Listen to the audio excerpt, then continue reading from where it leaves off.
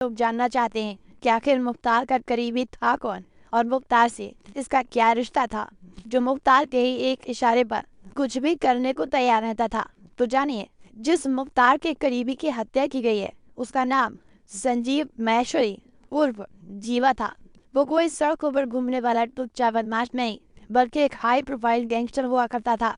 संजीव जीवा अपने शुरुआती जीवन में एक आम इंसान की तरह नौकरी करने वाला व्यक्ति था, लेकिन उसके सिर पर जब बदमाशी का जुनून सवार हुआ तो वो पूर्वांचल उत्तर प्रदेश में लोगों से लेकर प्रशासन तक के लिए सिरदर्द बन गया।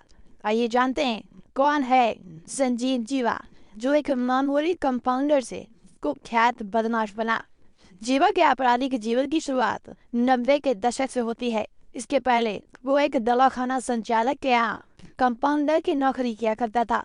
इसके बाद अचानक मुजफ्फरनगर के रहने वाले जीवा के सिर पर बदमाश बनने का भूत सवार हुआ तो उसने दवाखाना के अपने संचालक को ही अगवा कर लिया। बताया जाता है कि इस घटना के बाद जीवा के मंसूबे 7वें आसमान पर पहुंच गए और इस बार उसने अपना अगला निशाना उत्तर प्रदेश नहीं बल्कि पश्चिम बंगाल के कोलकाता में एक कारोबारी को बनाया और उसके बेटे को अगवा कर 2 करोड़ रुपए की फिरौती मांगी। 90 के दशक में 2 करोड़ की रकम बहुत बड़ी रकम हुआ करती थी। फिरौती की रकम से ही अंदाजा हो गया था कि अपराध किसी बड़े अपराधी के द्वारा किया गया है। ठीक इस घटना के बाद जीवा ने उत्तराखंड के हरिद्वार का रुख किया और नाज़िम गैंग में घुस गया। फिर सत्येंद्र बरवाला के साथ जुड़ा, लेकिन उसके अंदर अपनी खुद की गैंग बनाने की ललक सवार हो गई।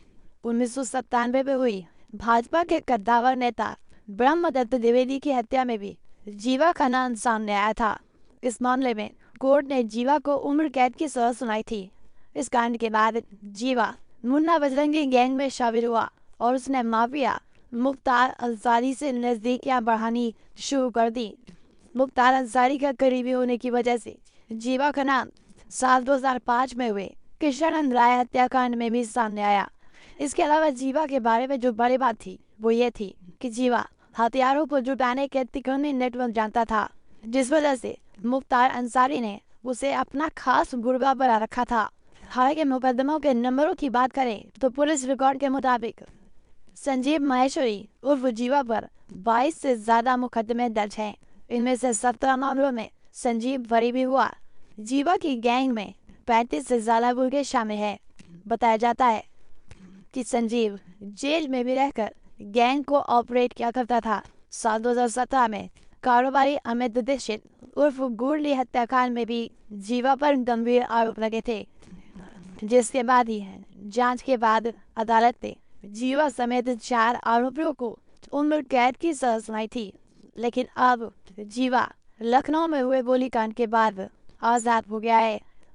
लेकिन इस आजादी के साथ सुरक्षा व्यवस्था को लेकर भी गंभीर सवाल खड़े हो गए हैं। उत्तर प्रदेश पुलिस के काम करने के तरीके पर भी सवाल उठे।